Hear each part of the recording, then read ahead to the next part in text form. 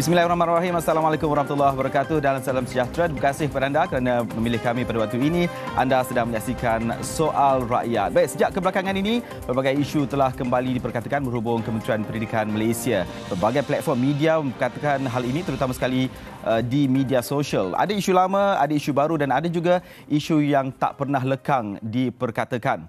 Dan saya pasti anda semua maklum berhubung hal ini yang pastinya membawa warganet berbondong-bondong melemparkan pandangan masing-masing di media sosial. Sekaligus menghangatkan kembali isu seperti beg berat, kekurangan guru, silibus mata pelajaran dan sebagainya. Jadi untuk tidak terus larut dalam isu-isu ini, Soal Rakyat hari ini akan membawakan perhatian anda melihat apakah langkah proaktif KPM dalam mencari solusi kepada permasalahan ini. Fokus diskusi hari ini, pendidikan membina generasi gemilang, dan kami bawakan tentu sekali Yang Berhormat Menteri Kanan Pendidikan, Datuk Dr. Razi Jidin. Terima kasih Dr. kerana meluangkan masa bersama Soal Rakyat hari ini. Terima kasih Malik. Sihat Dr. ya? Alhamdulillah. Baik, pelbagai isu yang diperkatakan seperti yang saya katakan awal tadi, isu-isu yang lazim yang diperkatakan, isu-isu fundamental dalam pendidikan ini dan diperkatakan semula.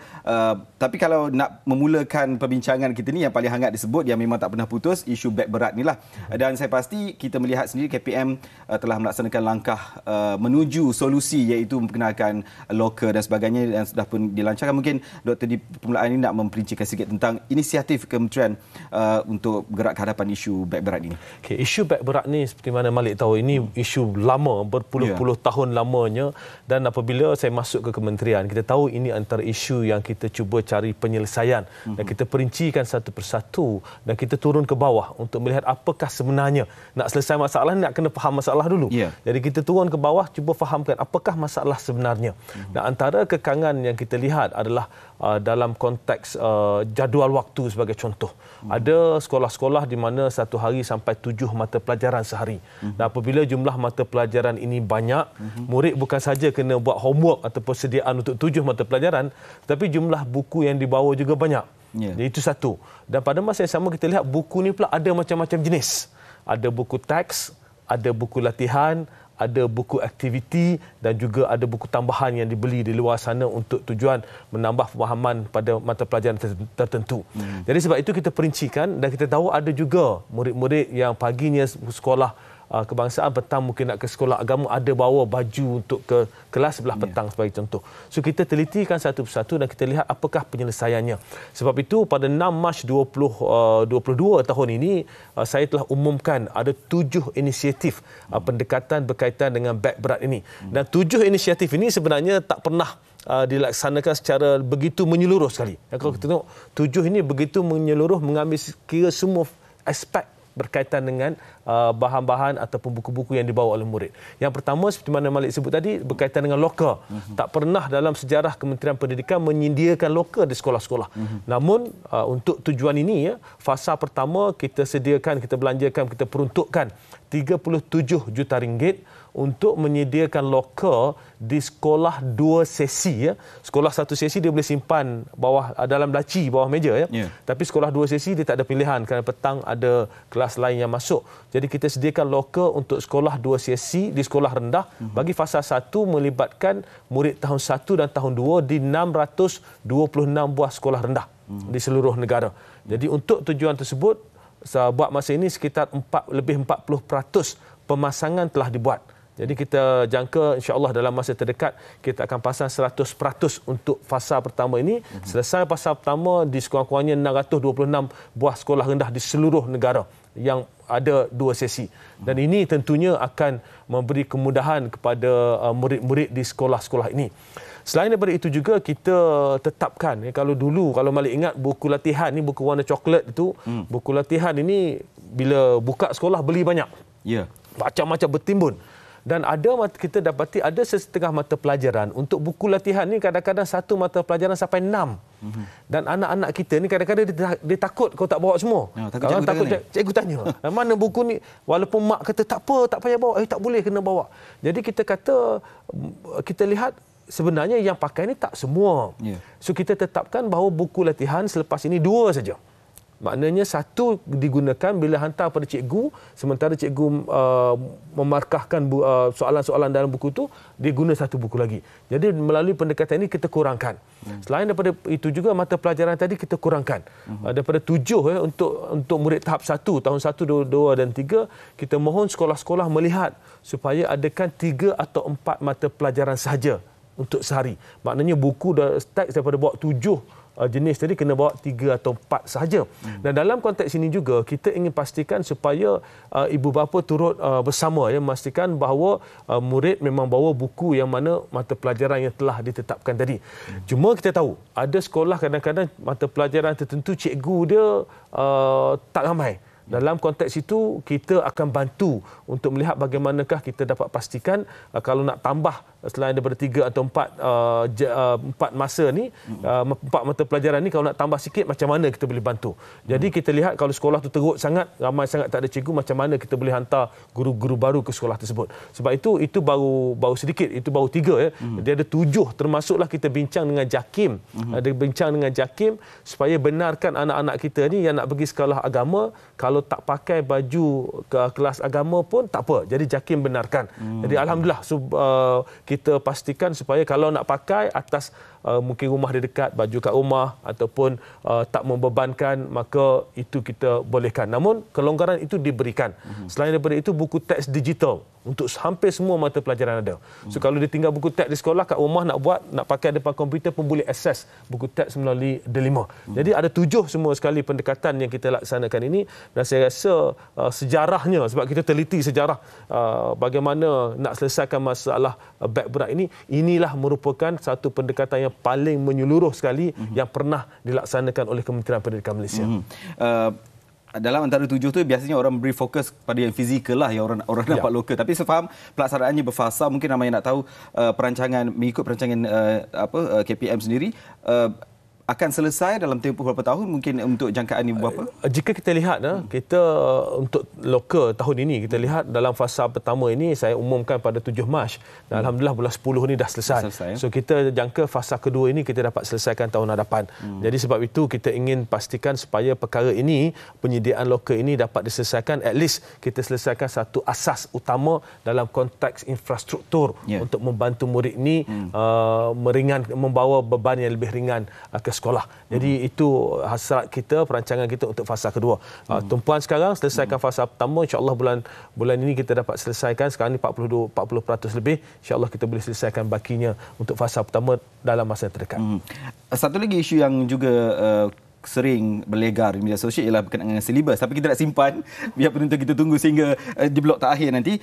Saya nak tahu juga tentang tumpuan yang doktor berikan sejak meneroji KPM sehingga kini, apa agaknya yang bila masuk ke KPM tu melihat isu-isu ini yang harus diberikan tumpuan, fokus doktor ketika mula jejak ke KPM dan sekarang ni progresnya bagaimana? So mula masuk ke KPM, angkat sumpah 9 hari bulan Mac 2020. PKP 18 hari bulan Mac 2020. So ada seminggu lebih je masuk pejabat, terus PKP. Jadi ruang itu sebenarnya selain daripada menguruskan negara waktu pandemik, ruang itu juga memberi ruang kepada kita untuk melihat struktur Kementerian Pendidikan secara keseluruhannya. Jadi 3 komponen utama dalam konteks ekosistem pendidikan ini yang saya lihat secara terperinci satu persatu. Pertama, komponen pertama adalah murid. Murid kita ini, kita ada lebih 5 juta orang murid di seluruh negara. Ini komponen paling utama dalam sistem kita, paling besar. Lebih 5 juta orang murid di seluruh negara. Yang kedua adalah, komponen kedua kita adalah guru dan kaki tangan. Yang ini kita ada hampir 500,000 guru dan kaki tangan di sekolah-sekolah dan juga di institusi bawah KPM. Hampir 500,000 semua sekali. Dan komponen ketiga adalah komponen infrastruktur. Yang ini kita ada sekolah lebih 10,000 buah sekolah. Ada sekolah yang dibina sebelum merdeka, ada sekolah yang dibina selepas merdeka, ada sekolah dibina 70-an, 80-an, ada sekolah dibina tahun lepas. Jadi banyak peringkat tentang keadaan infrastruktur di sekolah ini. Jadi ini merupakan 3 komponen utama yang saya beri perhatian secara khusus. Dan setiap komponen ini ada perkara-perkara yang telah berlarutan sekian lama yang kita perlu selesaikan. Dan tumpuan saya pada waktu itu adalah untuk melihat apakah perkara-perkara struktur. Ini kerangka, bila kita bercakap pada kerangka asas ni, kita nak kena tengok apakah perkara-perkara struktur yang kita perlu berikan keutamaan. So sebagai contoh dalam konteks murid, ya, selain daripada beg berat tadi, isu lama. Jadi sebab itu kita boleh selesaikan pendekatan kita ini yang begitu menyeluruh, ada 7 pendekatan. Kerana apa? Kita faham, kita tahu dan kita lihat bahawa ini merupakan salah satu perkara struktur. Yang kedua, antaranya lah banyak perkara struktur. Yang kedua adalah berkaitan dengan pentaksiran dan peperiksaan. Jadi kita lihat adakah sistem pentaksiran kita dan peperiksaan kita yang kita gunakan sebelum ini adalah yang paling optimum sekali. Kadang-kadang kita rasa yang ni paling bagus sebab kita dah buat lama. Kita rasa yang ni, ini dah bagus ni. Kita tak terdedah kepada sesuatu yang mungkin lebih bagus daripada apa yang kita telah laksanakan lama. Kerana dunia berubah. Dunia berubah. Jadi dalam konteks itu adalah kita lihat tentang pentaksiran itu sendiri. Yang ketiga, komponen yang paling utama kita lihat adalah berkaitan dengan silibus. Ini komponen yang kita lihat supaya anak-anak kita keluar daripada sistem pendidikan kita ini, dia bersedia. Maknanya ilmu yang dipelajari itu diterima baik oleh industri pada waktu itu, sesuatu ilmu yang relevan pada waktu itu. Jadi silibus ini adalah satu komponen yang kita lihat secara teliti. Dan sebab itu jika kita lihat dalam konteks silibus ini, pendigitalan pendidikan sebagai contoh. Jadi ini komponen penting ni. Kita nak bila dunia bercakap tentang dunia digital, anak-anak kita adakah dia bersedia tentang dunia digital ini. Jadi sebab itu kita dalam kerangka ini kita bentuk sebagai contoh dasar pendidikan digital. Yang ini tak sempat nak lancarkan ni dalam masa terdekat ni kita akan usahakan supaya kita siap dan nak siap dah. Dan nak lancarkan tempoh hari dah dengan pembubaran ini kita perincikan sedikit lagi. Jadi itu berkaitan dengan silibus, ya. Jadi ini antara perkara-perkara utama. Satu, kebajikan murid. Yang kedua tadi seperti mana saya sebut tadi adalah berkaitan dengan pentaksiran atau peperiksaan. Yang ketiga ini berkaitan dengan silibus. Kebajikan murid ni banyak perkara. Buli sebagai contoh. Dulu ada ibu bapa kata buli ini susah nak laporkan, kadang-kadang sekolah sorok. Jadi kita buat satu portal khas untuk buli. Boleh dilaporkan secara terbuka terus kepada KPM dan kita latih pegawai-pegawai kita setiap maklumat itu sulit. Jadi ini sekarang ni memudahkan ibu bapa kalau terasa macam report ke sekolah tak ni, boleh teruskan kepada KPM. Jadi perkara-perkara berkaitan kebajikan, kurikulum, pentaksiran ini merupakan antara perkara-perkara yang kita lihat bagi konteks murid.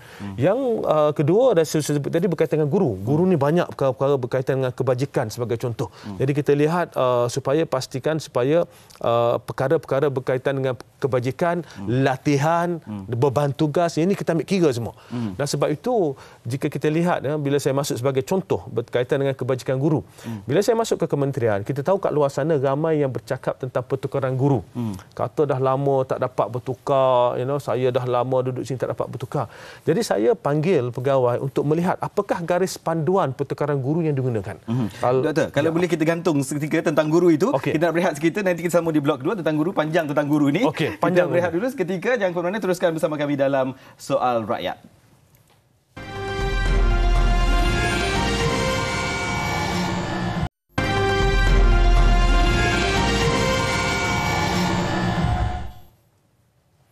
Anda masih lagi bersama dalam Soal Rakyat dan kita masih lagi bersama dengan tamu kita yang berhormat Dr. Raziji, Menteri Kanan Pendidikan. Baik Doktor, tadi sebelum berehat Doktor ada menyentuh sikit tentang pertukaran guru tu. Sebelum kita sambung dengan isu-isu kekurangan guru ni, mungkin boleh sambung sikit tentang pertukaran guru tadi tu. Itu yang saya sebut tadi. Bila saya masuk ke kementerian, ramai yang bertanya tentang kekurangan pertukaran guru. Ini cerita lama lah pertukaran guru ni. Sebab itu saya pertama kali perkara yang saya buat adalah untuk lihat, saya tanya pegawai apakah garis panduan yang digunakan untuk membuat pertukaran guru ni. Dan saya dibawa dengan satu garis panduan yang dikeluarkan pada tahun 1975. Jadi selama ini pertukaran guru adalah berdasarkan satu garis panduan yang dikeluarkan pada tahun 1975. Jadi kita dari sudut itu kita lihat dan kita tahu banyak penambahbaikan perlu dibuat, dah lama sangat dah. Dan sebab itu kita kaji satu persatu. Kita kaji satu persatu bagaimana kita boleh buat penambahbaikan dalam konteks pertukaran guru. Sebagai contoh, kita bagi contoh. Selama ini pertukaran guru dibuat 2 kali setahun. Jadi kita kata permohonan boleh buat 2 kali setahun. Tapi sebenarnya kadang-kadang katakanlah bulan 1 awal tahun dengan pertengahan tahun boleh buat permohonan. Cuma kadang-kadang sampai hujung tahun dia tak tahu lagi suaminya kena tukar sebagai contoh. Sekali kena tukar. Masa tu tempoh permohonan pertukaran dah ditutup. Jadi nak kena tunggu buka balik. Apa yang kita buat dalam sistem baru yang kita perkenalkan adalah kita benarkan permohonan sepanjang tahun. Untuk cikgu buat anytime. Dia boleh buat permohonan sepanjang tahun. Dan kalau dulu pertukaran hanya 2 kali setahun, kita tingkatkan jadi 4 kali setahun. 4 kali setahun maknanya ada ruang kosong saja, kita benarkan isi. Selain daripada itu juga, selama ini pertukaran guru ini kita dapati, kita cek satu-satu, rupanya pertukaran guru ini dibuat oleh satu bahagian dan penempatan guru baru dibuat oleh satu bahagian yang lain, satu section yang lain. Jadi apa yang berlaku, yang tukar ni dia tukar saja fokusnya. Yang menempatkan guru baru ni fokus dia menempatkan guru baru saja. So dalam konteks ini apa yang berlaku, dia tak ada matching. Sebab itu kita tukar pendekatan kita, kita pastikan supaya kita tukar dahulu sebelum kita masukkan guru baru. Jadi kalau ada bekalan guru baru, kita ambil guru lama yang boleh tukar dulu, kita tukarkan dulu, baru kita masukkan bekalan guru baru. Dan dalam konteks ini ianya telah membantu banyak ya. Dalam sejarah kementerian, paling tinggi sekali peratusan pertukaran guru adalah pada tahun 2021 di mana jumlah pertukaran adalah 55%. That's record. Daripada permohonan. Itu melalui pendekatan baru bersama dengan pengambilan guru baru kita boleh selesaikan 55%. Ramai yang dah lama sebagai contoh berada di Sabah dan Sarawak sebagai contoh di Duduk Semenanjung nak balik jauh dan sebagainya, kita dah tukarkan dan alhamdulillah kita lihat pertukaran paling ramai sekali. Dan banyak lagi penambahbaikan berkaitan dengan pertukaran guru ini, termasuklah pendandaan. Ini saya rasa cikgu-cikgu faham. Kadang-kadang dia masuk ke sekolah tersebut tamat belajar ijazah sarjana muda option physics. Sampai ke sekolah cikgu pengetua kata, oh fizik dah ada orang ajar pendidikan jasmani, nampak dia fit sikit, ajar pendidikan jasmani. Maka bila dia mengajar mengajar pendidikan jasmani dah kat 10 tahun. Tapi dalam sistem dia bila dia nak tukar nanti, dalam sistem tagging dia atau tanda dia adalah cikgu fizik. Jadi dia kata bila katakanlah ada kosong pendidikan jasmani kat Kelantan. Jadi dia kata, saya mengajar pendidikan jasmani, kata macam banyak kosong. Tapi dalam sistem masih fizik. Jadi kita akan ada sistem baru yang kita telah maklumkan dan selepas ni boleh buat penandaan baru membolehkan cikgu-cikgu yang lama ini yang dah mengajar ni kalau dah disahkan kepakaran mereka, kita boleh masukkan option baru.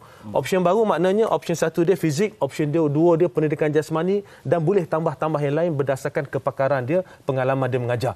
Melalui pendekatan ini, cikgu rasa bahawa kalau perlu mengajar subjek lain, ianya bukanlah satu tekanan untuk dia, tetapi satu ruang untuk dia bina kepakaran dalam bidang baru yang boleh diiktiraf dalam sistem bagi membolehkan pergerakan cikgu-cikgu ini untuk pelbagai tujuan dengan lebih mudah. Jadi banyak lagi perkara yang kita laksanakan berkaitan dengan pertukaran ini. Doktor, kita nak beralih pada isu kekurangan guru yang hangat juga diperkatakan hingga ada guru-guru yang perlu menjalankan tugas sebagai guru ganti. Apa agaknya langkah kementerian melihat pada isu ini, nak memberi penyelesaian atau mengurangkan beban guru yang terpaksa menggantikan guru? Ini Malik, ini merupakan satu isu besar yang bila saya masuk ke kementerian saya tanya. Perkara pertama sekali saya tanya, adakah kita mempunyai jumlah guru yang mencukupi? Cukup tak cikgu kita? Saya dimaklumkan tak cukup 18,702 orang pada waktu itu. 18,702 orang. Kemudian soalan saya berikutnya, mengapa tak cukup? Jawapan yang diberikan pada waktu itu adalah kerana tidak ada supply, tidak ada bekalan dalam pasaran. Saya pada waktu itu melihat bekalan ni banyak. Jika kita lihat, kadang-kadang kita tanya anak kawan ke orang sebelah rumahnya, tanya belajar mana dulu? Belajar buat cikgu. Dah tak mengajar lagi, belum dapat tempat. Jadi bekalan tu sebenarnya kita lihat ada. Cuma bila kita teliti balik, dia ada mismatch, ketidakpadanan. Kerana dia belajar di universiti subjek lain, dan apa yang diperlukan di sekolah ni subjek lain. Dia tak match. Jadi sebab itu kita teliti satu persatu. Jadi saya minta teliti satu persatu, dan yang pertama sekali saya lihat pendekatan lama yang kita gunakan selama ini, kalau dia belajar di universiti fizik, ijazah sarjana muda pendidikan dengan fizik, dia kena tunggu kekosongan di sekolah mata pelajaran fizik baru dia boleh masuk. Soalan saya, apakah guru atau graduan yang belajar fizik ini, masa dia belajar fizik dia tak perlu tahu matematik? Nak belajar fizik ni tentunya nak kena faham matematik. Apakah dia tak boleh mengajar matematik juga? Boleh rupanya. Boleh. Apakah mengajar fizik saja, dia tak boleh mengajar mata pelajaran lain? Reka bentuk, teknologi dan sebagainya? Boleh. Jadi melalui pendekatan persoalan awal ini, kita tukar the whole system berkaitan dengan pengambilan guru ni. Kalau dulu mengajar fizik, kena tunggu kosong fizik baru masuk. Sekarang ini kita buat kluster. Maknanya graduan fizik ini dia ada senarai mata pelajaran yang dia boleh ajar. Graduan Bahasa Melayu sebagai contoh ada mata subjek dia. Graduan Geografi apa dia boleh ajar. Melalui pendekatan ini kita luaskan flexibility kepada graduan-graduan dengan ijazah sarjana muda pendidikan ini. Sebab itu masa saya umumkan nak ambil 18,702 orang, ramai tak percaya. Sebab apa? Paling ramai kita pernah ambil setahun adalah 5,000 orang saja. That's the most yang kita pernah ambil. Namun dengan kerjasama dengan Suruhanjaya Perkhidmatan Pendidikan, we managed to get 88% daripada 18,000 tadi. Iaitu sejumlah lebih 16,000 orang. For the first time dalam sejarah Malaysia, pengambilan guru one-off paling ramai kita buat lebih 16,000 orang. Dan dengan pendekatan ini kita lihat bahawa guru-guru siswazah yang mempunyai ijazah sarjana muda pendidikan tadi yang lama dah graduate akhirnya dapat masuk sistem. Kerana dulu sistem yang ada terlalu rigid, tak fleksibel. Namun pendekatan kluster yang kita gunakan ini lebih menyeluruh. Sebab itu bila saya turun ke bawah, ramai cikgu-cikgu one-off ni cakap terima kasih kepada kementerian kerana saya dah grad 7 tahun tapi tak dapat masuk sistem, tak dapat mengajar. Dan alhamdulillah sekarang dapat mengajar. So itu merupakan pendekatan yang kita gunakan dan kita juga sedang usahakan pengambilan untuk tahun 2022 ini sejumlah yang ramai juga. Sekarang ini prosesnya sedang berlangsung bersama oleh pihak Suruhanjaya Perkhidmatan Pendidikan dan insya-Allah kita akan lihat bahawa tahun ini pun pengambilan dia akan ramai sebab sistem kita telah betulkan. Pendekatan itu kita telah betulkan. Kaedah pengambilan kita telah betulkan. Jadi insya-Allah kekosongan ini akan dapat diisi dengan segera dan kita ingin melihat bahawa pengisian ini dibuat cepat. Kalau dahulu sebagai contoh, graduan daripada IPG, Institut Pendidikan Guru ataupun graduan tajaan KPM, dia bila habis belajar dah dapat sijil, dia nak kena tunggu tempoh untuk ditempatkan. Jadi kita bagi pihak kementerian kita kata ini merugikan. Dia dah habis belajar dah. Jadi kita bekerjasama dengan Suruhanjaya Perkhidmatan Pendidikan supaya yang habis belajar ini kita selesaikan interview dan sebagainya lebih awal. Dia habis belajar saja, kita buat proses terus dapat mengajar kat sekolah. Jadi banyak pendekatan yang kita buat supaya bekalan guru ini kita sentiasa dapat tambah dari semasa ke semasa dan guru-guru daripada IPG kita, daripada tajaan kita yang ni bila dah habis kita nak masukkan cepat dalam sistem. Kerana saya dapati ada dalam beberapa program guru datang saya dah graduate tahun lepas lagi. Masa saya mula-mula masuk kementerian tapi masih belum masuk sistem. Jadi kita susun balik supaya proses ini dapat kita pastikan bekalannya cepat dan mencukupi. Saya pasti Dr. committed sekali dengan bersama KPM untuk kata orang menambah tenaga kerja baru, tapi dalam masa yang sama hangat juga diperkatakan dan juga disebut di parlimen tentang bilangan guru yang memilih untuk bersara awal ni juga agak membimbangkan juga dari segi nombornya. Mungkin apa yang boleh Dr. kongsikan isu ini? Jika kita lihat berkaitan dengan guru yang bersara awal ni, data-data kita menunjukkan dia banyak faktor lah, banyak faktor yang menyumbang kepada bersaraan awal ni. Namun data terkini yang kita kaji perincikan dia ada kaitan dengan tempoh berapa lama dia bertugas dan grade guru ini bertugas. Sebab itu bila kita perincikan selepas beberapa tahun ada tahun itu guru daripada grade tertentu yang ramai bersara awal. Ada tahun tertentu guru yang grade sedemikian ramai yang bersara awal. Jadi kita lihat secara umumnya ini berkaitan dengan keberadaan guru di sekolah. Mungkin salah satunya kita tak nafikan kalau guru mungkin rasa bahawa ini sampai dah cukup masa, dah lama berkhidmat untuk bersara. Jadi kita perincikan perkara ini dan sebab itu apa yang paling penting adalah untuk kita melihat bagaimanakah kita dapat pastikan supaya sistem dalam persekolahan ini menjadi lebih menarik untuk semua orang. Bukan saja untuk guru, bukan saja ini, tapi untuk murid juga. Jadi sekolah ini satu tempat yang vibrant. Semua orang akan rasa bahawa mereka merupakan sebahagian daripada sistem yang amat cekap dan juga yang lebih baik daripada sebelum ini. Sebab itu dalam konteks ini kita dalam membantu guru-guru khususnya kita melihat ada perkara-perkara yang cikgu ni kadang-kadang dia kena buat banyak kali. Ini ramai juga cikgu yang frustrated Kita sedar dia kadang-kadang dimasukkan markah kat sini dah masukkan dalam sistem dah ni. Markah PDP ni pentaksiran bilik darjah dah masuk dalam sistem kat sekolah. Tiba-tiba ada pula permohonan daripada PPD minta masukkan balik dalam satu lagi sistem lain. Dia pun nak kena masuk balik. Selang seminggu JPM pula minta masukkan pula dalam ni. Jadi dalam banyak perkara ni ada keadaan di mana kerja-kerja yang dibuat berulang-ulang Jadi ini sebenarnya adalah satu keadaan yang tidak cekap. Sebab itu kita di kementerian kita adakan sesi dengan cikgu ni, kita panggil cikgu-cikgu ni bersama dengan bahagian pembangunan maklumat dan bahagian-bahagian lain untuk kita tengok bagaimanakah kita dapat gunakan teknologi digital yang ada sekarang untuk kita tingkatkan kecekapan dalam tugas guru. Maknanya sebagai contoh ya, dalam masuk markah tadi.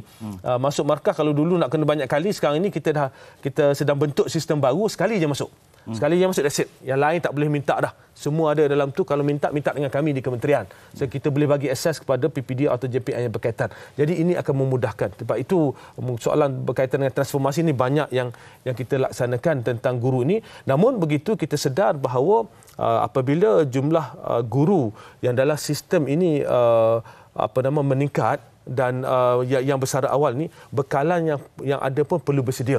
Sebab itu kita buat projection awal. Kita lihat projection yang lebih awal supaya jika jumlah persaraan ini cikgu ini kita dah nampak kalau ada peningkatan, maka secara umumnya kita pastikan supaya kita mendapat bekalan yang mencukupi. Apa yang paling penting jika kita lihat bahawa kita sentiasa pastikan jumlah guru ini mencukupi. Itu target kita. Sebab itu mana-mana kekosongan, one off hari itu, pengambilan one off yang kita dapat 16,000 daripada 18,000 itu merupakan satu yang terbesar untuk close the gap sikit.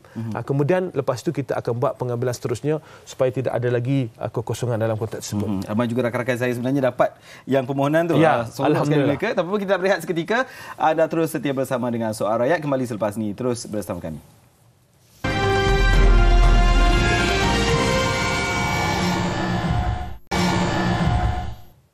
Baik, kembali dalam Soal Rakyat, kita masih lagi bicarakan tentang pendidikan membina generasi gemilang bersama dengan Yang Berhormat Menteri Kanan Pendidikan. Baik, Doktor, kita sendiri faham negara perlu bergerak seiring dengan perkembangan semasa dan juga peredaran zaman untuk mengelakkan kita ketinggalan. Dan Doktor antara yang melakukan ataupun membuat satu anjakan yang tidak dijangka, menghentikan ataupun boleh dikatakan memansuhkan UPSR dan PT3, dan saya pasti ini langkah yang difikirkan amat perlu untuk mendepani cabaran semasa.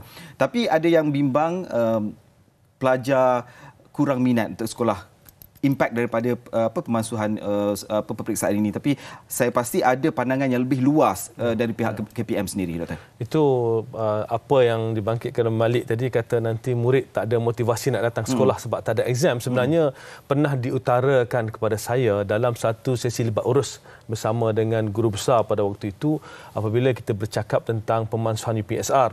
Ada guru besar yang bangun kata, saya risau kalau tak ada exam nanti murid tak ada motivasi datang sekolah. Saya tanya cikgu ni, cikgu rasa murid tak ada motivasi datang sekolah ni kerana tak ada exam ataupun keadaan di sekolah ni agak boring? Di sekolah ni tak ada yang menyeronokkan. Dan sebab itu kita lihat bahawa kalau exam dikatakan antara pendekatan untuk memastikan murid datang ke sekolah, maka tentunya sekolah-sekolah di negara lain dah lama dah tak ada murid di sekolah sebab dia tak ada exam lama dah. Jadi sebab itu kita kata kita perlu lihat bahawa pemansuhan kedua-dua peperiksaan ini kita buat dengan penuh teliti. Kita nak mansuhkan ni, dia bukan menteri bangun pagi rasa nak mansuhkan periksa ni dah umum masuk periksa, tak ada. Dia buat dengan penuh penelitian, kita bincang, kita buat libat urus, kita semak satu persatu dan kita lihat bahawa dalam konteks ini murid yang macam mana kita nak lahirkan daripada sistem kita. Sebab apa? Jika kita lihat, saya sebagai contoh Malik, kalau UPSR UPSR dibuat pada murid berumur 12 tahun di darjah 6. Katakan murid ini tak mencapai tahap yang diperlukan sewaktu di sekolah rendah. Di darjah 6 dia dapat keputusan yang tak eloklah, 5D sebagai contoh, 1B sebagai contoh ya. Kita dah tak ada ruang untuk membantu murid ini sebelum dia masuk sekolah menengah. Habis UPSR masuk sekolah menengah. Apa sahaja keputusan murid ni kita tak ada ruang untuk bantu mereka. Begitu juga dengan PT3. Kalau dia dah habis PT3, dapat apa sahaja keputusan, dia naik ke menengah atas. Tingkatan 4, kemudian tingkatan 5 SPM. Sebab itu kita kata kita nak kena tengok secara keseluruhan. Dan kita tahu bahawa ramai yang bercakap bahawa negara ini adalah terlalu berorientasi kepada peperiksaan. Ramai yang membagi pandangan sebegitu. Namun begitu, apabila kita bincang di peringkat kementerian, dah bincang habis ni, dah buat sesi libat urus apa semua, saya tanya pegawai-pegawai, apakah yang terbaik untuk anak-anak kita? Jadi kalau UPSR dan PT3 ini jawapannya untuk dimansuhkan peperiksaan ini. Cuma pegawai nasihatkan saya, kata Wabi kena ingat kalau diumumkan pemansuhan ini silap-silap YB kena belasah nanti. Saya punya jawapan mudah. Apa yang paling betul, tepat yang kita perlu buat? Kalau kita lihat, kita buat kajian, kita tengok negara lain, kita tengok negara kita lihat semua perkara, apa yang terbaik? Terbaiknya untuk masukkan. Saya kata tak apa, I'll take the bullet.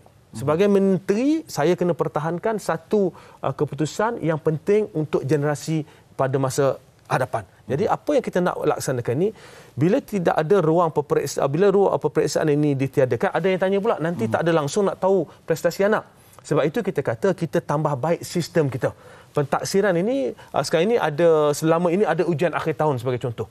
Tapi ujian akhir tahun ni setiap sekolah berbeza. Jadi mak ayah kata sekolah ni senang sangat, sekolah ni susah sangat. Jadi sebab itu kita kata untuk tujuan ujian akhir tahun 4, 5, 6, kita kata 1, 2, 3, ujian akhir tahun ini kita sediakan bank soalan. Bank soalan yang buat soalan cikgu juga. Cikgu yang letakkan soalan dalam tu, kita akan semak cikgu-cikgu seluruh negara akan masuk ke situ, ambil buat soalan ujian akhir tahun, bina soalan, buat di sekolah. Macam ujian biasa, tetapi standard soalan dia tahap, kalau soalan susah, tahap dia sama susah, walaupun soalan berbeza. Jadi ini memberi ruang kepada kita untuk mendapat maklumat setakat mana prestasi anak-anak kita. Kalau banding dengan secara umumnya di peringkat kementerian. Orang lain tak tahu ni. Dia tak ada perbandingan murid, tak ada perbandingan antara sekolah. Apa yang kita nak laksanakan melalui sistem ini adalah untuk kita sama bina anak-anak kita. Jadi, kita jadikan sekolah ni tempat yang menyeronokkan. Bagi best betul lah datang sekolah ni, macam-macam aktiviti. Okay, sebab itu sekarang ni tumpuan kita ni untuk mewujudkan macam-macam peluang aktiviti di sekolah. Jadi bila banyak aktiviti, murid akan rasa bersemangat datang ke sekolah.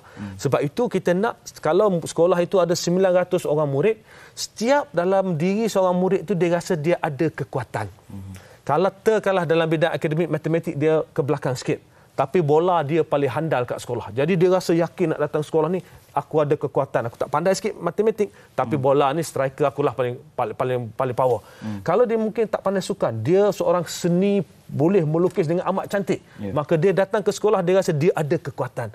Kalau semua 900 orang ni rasa ada nilai dalam diri dia, dia datang sekolah ada kekuatan, insya-Allah semua 900 orang akan hadir ke sekolah. Cikgu-cikgu pula tumpuan dia bukan nak tumpukan pada peperiksaan saja, now untuk membina murid ini. Jadi apa yang akan berlaku? Tahun 1, 2, 3 ni kita bagi ruang dia belajar. Sebab itu beberapa kata jangan susah sangat silibus, kita faham dalam konteks ini, supaya 1, 2, 3 dia belajar, dia seronok di sekolah. Masuk tahun 4, 5, 6 ni kita cuba bina dia. Kalau dia ada masalah di tahun 4, kita cuba bantu dia di tahun 4. Kalau tak selesai, kita ada tahun 5. Dia ada masalah di tahun 5, kita bantu dia di tahun 5. Kalau tak selesai, dia ada tahun 6. Di tahun 6 ni kita gilap dia betul-betul. Tingkatan 1 dia masuk sekolah menengah. Masuk sekolah menengah, ada masalah di tingkatan 1, kita bantu dia. Kemudian ada masalah lagi, kita ada tingkatan 2 untuk bantu. Tingkatan 3 kita gilap. Tingkatan 4 dia bersedia untuk SPM, tingkatan 5 dia SPM. Kita bina dia. Kita bina potensi murid-murid ini. Sebab itu apa yang paling penting adalah untuk sekolah ini jadi satu tempat yang menyeronokkan. Dan kalau saya boleh berkongsi dengan Malik, inilah tumpuan kita akhir ini supaya kita beri peluang pada cikgu untuk menggunakan kreativiti dan inovasi mereka. Jadi kadang-kadang benda-benda yang banyak-banyak yang agak rigid ini kita cuba untuk kurangkan perkara-perkara yang terlalu keras ini, terlalu rigid ini, supaya cikgu ada banyak ruang untuk menggunakan kreativiti dan inovasi. Jadi murid-murid ini seronok datang ke sekolah. Cikgu mengajar seronok, murid datang seronok. Apa yang paling penting, dia hadir ke sekolah, melalui pendekatan itu, ilmu itu dapat kita ajar apabila dia berada di sekolah. Cabaran utama kita ini adalah bila murid tak hadir ke sekolah. Ini paling susah.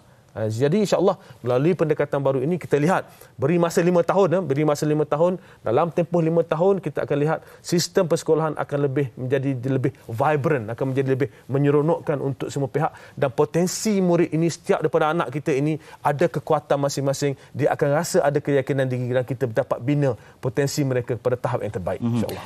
Doktor, satu lagi yang doktor sebut di awal tadi, komponen yang penting dalam KPM ni adalah guru, kan? Doktor menyebut kita nak bina sekolah yang vibrant, yang seronok untuk murid datang sekolah. Tapi hangat juga diperkatakan tentang beban kerja guru yang dilihat termasuk dengan beban kerja perkaranian. Itu yang kita bimbang nanti, takut cikgu pula suasana cikgu nak ke sekolah tu, cikgu rasa cikgu yang kita risaukan pula. Okey, mungkin boleh sentuh tentang itu. Terima kasih. Ini soalan yang baik ya. Sebab itu kita kata, kita lihat di kementerian, tumpuan kami di kementerian ini apabila bercakap tentang beban tugas guru ni, tumpuan kami ini adalah untuk meningkatkan kecekapan sistem. Menekatkan kecekapan sistem. Saya bagi contoh ya, tadi saya bagi contoh tentang masukkan markah sebagai contoh. Nak masukkan markah ini kadang-kadang banyak tempat lah nak kena hantar situ sini. Sekarang ini kita buat satu sistem khusus untuk masukkan markah, cikgu masuk, semua cikgu masuk menggunakan sistem yang sama, masukkan markah satu tempat, tak timbul dah PPD nak minta, JPN nak minta, orang tu nak minta, orang ni nak minta, semua ada dalam satu sistem. Jadi itu memudahkan. Yang kedua ini kalau kita lihat dalam konteks pengajaran, dalam konteks maklumat, dalam konteks detail-detail perkeranian disebut tadi, saya sebut tadi, kita panggil sebenarnya kelompok-kelompok guru dalam buat fokus group ya, bersama bahagian pembangunan maklumat dan bahagian-bahagian berkaitan. Kita minta supaya cikgu ceritakan apa dia kena buat di sekolah berkaitan dengan tugasan-tugasan lain ya. Kita satu persatu, dan kita dapati melalui pendekatan ini, sebab kadang-kadang suami datang bercerita kat saya, isteri saya nak kena ni, kadang-kadang tidur lambat sebab masukkan ni apa semua. Jadi kita balik ke kementerian, kita kata kita tak boleh continue berterusan macam ni, cuba kita fahamkan keseluruhan. Jadi kita dapati ada keadaan di mana arahannya bukan daripada kementerian. Kadang-kadang sekolah yang keluarkan arahan untuk buat macam-macam. Kadang-kadang PPD yang keluarkan arahan untuk buat macam-macam. Sebab itu kita duduk, kita lihat apa yang diorang minta ni sebenarnya. Adakah perkara ini diperlukan? Bagaimanakah kalau betul diperlukan, bagaimanakah kita boleh tingkatkan kecekapan itu? Sebab itu sekarang ini kita fokus kepada kecekapan sistem ya, untuk memastikan supaya guru-guru ini dapat menumpukan tugasan kepada mengajar dan kerja-kerja berkaitan dengan mengajar, membina murid ini di sekolah ya. Kerja-kerja untuk membina murid ini dan kecekapan sistem itu kita tingkatkan. Saya bagi satu contoh lagi. Minggu lepas saya lancarkan satu aplikasi yang dikeluarkan oleh Microsoft. Dia panggil Reading Progress. Ya, aplikasi ini adalah untuk membolehkan sekarang ini kita guna untuk mata pelajaran bahasa Inggeris ya. Aplikasi ini membolehkan murid rekodkan pembacaan mereka tentang teks-teks yang diberikan oleh guru. So, cikgu bagi dia 2 paragraf atau 3 paragraf sebagai contoh, 3 perenggan, murid ini akan baca, dia akan rekodkan sama ada audio sahaja ataupun audio dan visual, dan AI ya, dalam sistem ini, artificial intelligence dia akan lihat setakat mana cara murid ni sebut. Kalau tak betul, the system will help to betulkan. Ya, ada berbagai pendekatan dalam sistem ini, murid ini boleh belajar. Sementara dia buat, kadang-kadang disebut berulang dan sebagainya, sistem ini boleh bantu, dan cikgu boleh lihat setakat mana murid ini boleh menyebut perkataan-perkataan dengan betul. Walaupun tujuannya untuk menyebut perkataan, tetapi secara tak langsung murid ini boleh diperkenalkan dengan pelbagai perkataan baru. Dan sebab itu, kalau nak suruh cikgu duduk panggil seorang-seorang, cuba baca 2 perenggan bahasa Inggeris cuba baca 2 perenggan, nak habis kelas 35 orang sampai sudah tak habis. Ya, sebab itu kita gunakan sistem ini, kita cuba di lebih 1000 buah sekolah di seluruh negara, lebih 1000 orang guru dilatih untuk menggunakan sistem ini di seluruh negara. Untuk fasa pertama ini, kita buat pilot test ya. Fasa pertama ini pilot test supaya murid-murid boleh rekodkan dan sistem check, dan cikgu akan tahu murid mana yang bahasa Inggeris dia in term of pronunciation sebagai contoh dah selesai. Murid mana yang menghadapi masalah untuk menyebut perkataan-perkataan ini. Dan cikgu boleh tengok apakah intervensi yang boleh dilaksanakan. Itu contoh penggunaan EdTech ataupun teknologi dalam bidang pendidikan. Dan kita sedang melihat penggunaan lebih banyak teknologi dalam bidang pendidikan bagi membantu untuk memastikan banyak perkara boleh dilakukan, tetapi tugasan guru itu akan menjadi lebih cekap dan berkesan. Baik, kita nak rehat untuk kali yang terakhir. Kita akan sentuh tentang topik silibus selepas ini yang menjadi tumpuan. Jangan ke mana-mana, terus bersama kami dalam Soal Rakyat.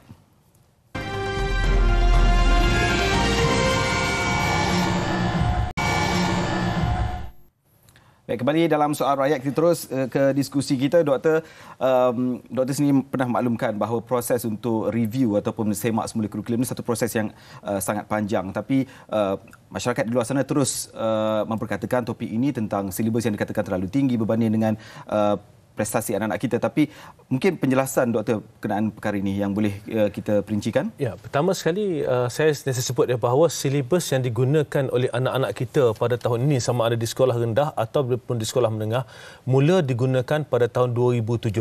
Mula digunakan pada tahun 2017, di mana digunakan buat pertama kali untuk murid tahun 1 pada tahun 2017 dan tingkatan 1 pada tahun tersebut. Pertama kali. So sekarang ini murid tahun 1 yang masuk menggunakan silibus ini pada tahun 2017 berada di tahun 6, ya, tahun 2022, dan murid sekolah menengah telah tamat penggunaan silibus satu pusingan daripada tingkatan 1 pada tingkatan 5 tahun lepas, SPM 2021. Pertama kali menggunakan kaedah baru dalam SPM 2021. Jadi pusingan silibus ini telah tamat. Jadi untuk sekolah menengah dan akan tamat untuk sekolah rendah. Untuk silibus 2017 ni, pembinaan silibus 2017 bermula pada 2014. Mengambil masa 3 tahun. Namun begitu, apabila saya masuk ke kementerian, saya minta supaya kita lihat kembali bagaimanakah kita boleh percepatkan usaha untuk membina silibus supaya silibus ini tak terus ketinggalan dengan perubahan semasa. Dalam konteks ini banyak perkara-perkara yang berlaku kerana dunia berubah dengan cepat. Akhir-akhir ini dunia berubah dengan cepat. Keadaan di luar sana berubah dengan cepat. Industri berubah dengan cepat. Sekiranya silibus kita ini tidak mengambil kira perkembangan dalam industri, sekiranya terdapat perubahan baru dalam industri, maka kita anak-anak keluar daripada sistem ini mungkin akan ketinggalan. Sebab itu kita usahakan supaya silibus ini reviewnya atau penyelarasan kembali silibus ini kita dapat percepatkan. Dan kita sedar di luar sana, terima kasih saya ucapkan pada ibu bapa yang mengemukakan pelbagai cadangan, pelbagai pandangan berkaitan dengan silibus ini. Kita tahu. Namun begitu, seperti yang saya sebut, ianya ada proses-proses yang perlu diambil kira. Kerana apa? Sebarang perubahan silibus ini dia akan melibatkan apa yang dipanggil DSKP, ya. DSKP, dokumen standard kurikulum dan pentaksiran ini yang menjadi asas untuk setiap mata pelajaran. Kemudian dia ada buku teks yang datang dengannya dan juga pendaftaran, penjelasan pada guru-guru yang terlibat. Maka dalam setiap kali nak buat perubahan ini, perkara-perkara ini kita kena ambil kira. Kerana nak sediakan buku teks baru dan sebagainya ini mengambil masa. Membuat pendaftaran, menyediakan dokumen berkaitan mengambil masa, dan sebab itu kita kata kita sedang teliti apa yang ada dalam silibus pada hari ini. It's about time, sebab pusingan 2017 yang mula tadi dah sampai ke hujung dan kita dah dapat lihat apakah penambahbaikan yang kita boleh laksanakan. Jadi insya-Allah kita sedang dalam proses penambahbaikan. Silibus ini dah lama kita mulakan. Kita adakan pelbagai perbincangan untuk memastikan silibus ini terus relevan kepada anak-anak kita dan kita ambil kira pandangan-pandangan yang diberikan oleh ibu bapa, guru-guru dan pihak yang berkaitan di luar sana. Baik, kita pun mengharapkan perkara ini masyarakat di luar sana faham untuk KPM juga sentiasa memberikan yang terbaik. Dan di penghujung-penghujung kita berdiskusi ini, doktor, mungkin doktor boleh kongsikanlah mungkin doktor memasuki KPM dalam keadaan pandemik, dan saya pasti ada memori-memori yang besar yang boleh doktor kongsikan, dan harapan doktor sendiri tentang bagaimana KPM akan bergerak ke hadapan, waktu apa saja yang mengemudi KPM selepas ini, doktor. Cabaran ini tidak ada seorang pun Menteri Pendidikan yang pernah menguruskan Kementerian Pendidikan Malaysia sewaktu COVID, sewaktu pandemik. Dalam konteks ini saya masuk ke kementerian, saya angkat sumpah 9 hari bulan, masuk secara rasmi 11 hari bulan, PKP dilaksanakan pada 18 hari bulan. Itu keadaannya. Dan biasanya menteri baru ni, pegawai-pegawai, ketua siusaha, ketua pengarah pendidikan tahu ada kepakaran dan semua benda. Tapi bila masuk bab pengurusan pandemik, tidak ada yang berpengalaman menguruskannya. So apa yang kita buat? Kita duduk bersama. I think keadaan susah ini membentuk satu pasukan yang cukup mantap di kementerian. Dan saya mengucapkan jutaan terima kasih pada semua pegawai kementerian. Ada yang dah bersara pun, yang pernah melalui 2,5 tahun yang sukar ini, suatu pandemik ini bersama. Daripada tak ada garis pandu anak masuk sekolah waktu itu, nak pergi sekolah macam mana? Dengan cek suhunya, dengan laluan dalam sekolah, dengan jarak 1 meter. Itu semua akan kekal dalam memori kita. Itu kekal dalam memori untuk semua pihak, dan ini tidak mungkin dapat dilaksanakan tanpa usaha kerjasama semua pihak, khususnya guru-guru di sekolah. Kita bergerak sebagai satu pasukan. Ini saya beruntung bersama dengan guru-guru dalam tempoh yang sukar ini untuk memastikan benda yang tak boleh nak buat, kita boleh buat. Kalau Malik ingat peperiksaan SPM 2020 Yang tu paling mencabar sekali nak buat. 4 kali tangguh. Setiap kali tangguh kena belasah. Namun begitu, dengan kerjasama semua pihak, kita bergerak sebagai satu enjin besar. Cikgu semua bekerjasama dengan pengetua, bergerak sebagai satu pasukan. Cikgu sekolah rendah terlibat, AKP terlibat untuk memastikan SPM 2020 dapat dilaksanakan. Alhamdulillah, kita dapat laksanakan dengan amat baik dan buat pertama kali dalam sejarah. Walaupun tempoh sukar, kertas peperiksaan SPM dimarkahkan secara atas talian secara keseluruhannya. Lebih 5 juta skrip kertas soalan kita scan satu persatu dan terima kasih kepada pemeriksa, kita berjaya keluarkan keputusan SPM 2020 2 minggu lebih awal daripada biasa. Jadi kita lihat ruang yang ada untuk 2,5 tahun ini walaupun sukar membuka mata kita untuk melihat apakah penambahbaikan yang kita telah buat, yang kita boleh buat. Sebab itu dalam tempoh 2,5 tahun ini banyak perkara yang kita buat. Banyak transformasi yang tak pernah terlintas untuk dilaksanakan sebelum ini kita laksanakan. Dan untuk tempoh ini saya berasa beruntung kita banyak laksanakan perbincangan. Kalau Malik tengok kami ni bincang sampai kadang-kadang kalau isu-isu penting nak selesai sampai ke pagi kita bincang, kita go through satu persatu, kita perincikan secara mendalam. Sebab itu banyak perkara walaupun tempoh sukar kita dapat laksanakan. Dan apa yang paling penting, perkara yang telah saya dan sahabat-sahabat lain di kementerian usahakan ini adalah perkara-perkara berkaitan dengan struktur. Ini bukan perkara-perkara kosmetik, benda-benda yang kosmetik saja. Kita tumpukan kepada perkara-perkara berkaitan dengan struktur. Sebab itu siapa sahaja masuk di kementerian, susun aturnya sistem ini telah banyak dibuat penambahbaikan. Apa yang penting adalah untuk melonjakkan sistem ini ke tahap yang lebih baik. Jadi banyak lagi ruang ni kalau nak cerita apa yang nak dilaksanakan. Sebagai contoh kita dalam proses dah peringkat akhir sepatut dibawa ke jemaah menteri berkaitan dengan usaha kita untuk pastikan dalam kawasan sekolah ni seluruh kawasan sekolah, bilik darjah, asrama dan sebagainya dilengkapi dengan internet. Sekarang ni kat sekolah ada 3 tempat je, bilik guru, pusat sumber dengan pejabat pentadbiran. Kita telah siap, kita dah bincang dengan Mampu, kita bincang dengan unit kerjasama UKAS, awam dan swasta, dah bincang semua, kertas dah nak siap nak dibawa ke kabinet. InsyaAllah perkara ini mesti terus dilaksanakan. Dan juga kita bercakap tentang pendigitalan pendidikan. Dasar pendidikan digital ini kita dah nak siap, dah peringkat akhir dah siap dah pun, kita rasa ini perlu diteruskan juga. Begitu juga dengan usaha untuk membantu guru-guru. Dalam konteks ini sebagai contoh peranti untuk guru. Ini merupakan perkara yang saya perjuangkan daripada hari pertama. Kerana apa? Kita bercakap tentang pendigitalan pendidikan, tak macam kaki tangan awam lain. Guru ni dia tak ada workstation dia. Dia tak ada PC dia kat sekolah, tak ada. Dan dia tak dibekalkan dengan laptop pun. Sebab itu kita kata apabila kita bercakap tentang pendigitalan pendidikan, kecekapan sistem membantu mengurangkan bebanan tugas untuk cekapkan sistem ini dengan pelbagai aplikasi adalah amat penting untuk guru ini didahulukan dalam konteks pembekalan peranti sebagai contoh. Jadi kita kena lihat pembangunan pendidikan ini secara keseluruhan.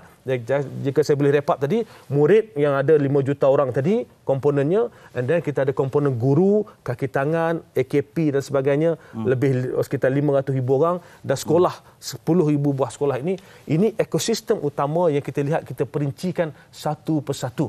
Sekolah ni pun kita lihat daripada A sampai ke Z. Sebab itu kalau Malik tengok, akhir-akhir ini kalau ibu bapa di kawasan padat, sebelum ni kata sekolah padat, ini alhamdulillah kita usahakan banyak sekolah-sekolah baru di kawasan padat yang kita akan bina. Kita dah dapat kelulusan. Ada juga berkaitan dengan sekolah, jika kita lihat sekolah-sekolah terbengkalai.